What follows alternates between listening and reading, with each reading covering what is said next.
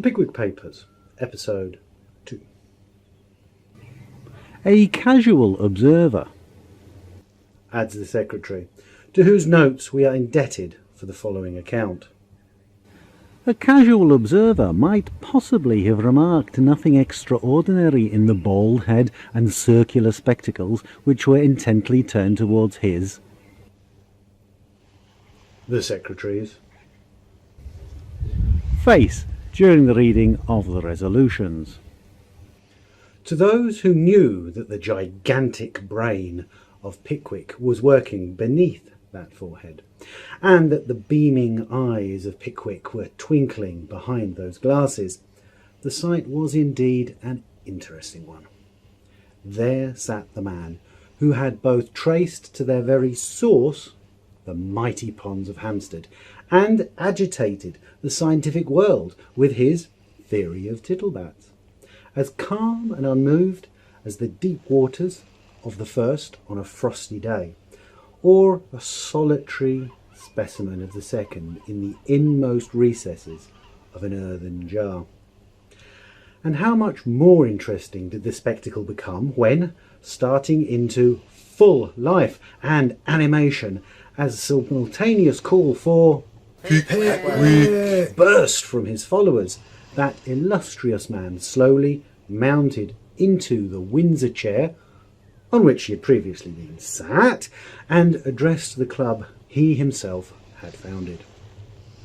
What a study for an artist did that exciting scene present. The eloquent Pickwick, with one hand gracefully concealed beneath his coat-tails, and the other waving in the air to assist his glowing declamation. His elevated position revealing those tights and gaiters which, had they clothed an ordinary man, might have passed without observation, but which, when Pickwick clothed them, if we may use that expression, inspired voluntary awe and respect, surrounded by the men who had volunteered to share the perils of his travels, and who were destined to participate in the glories of his discoveries. On his right hand sat Mr. Tracy Tupman, the too susceptible Tupman, who to the wisdom and experience of maturer years superadded a boy's enthusiasms and ardour in the most interesting and pardonable of human weaknesses, love. Time and feeding had expanded that once romantic form. The black silk waistcoat had become more and more developed. Inch by inch had the gold watch chain beneath it disappeared from within the range of Tupman's vision, and gradually had the capacious chin encroached upon the borders of the white cravat. But the soul of Tupman had known no change. Admiration of the fair sex was still his ruling passion.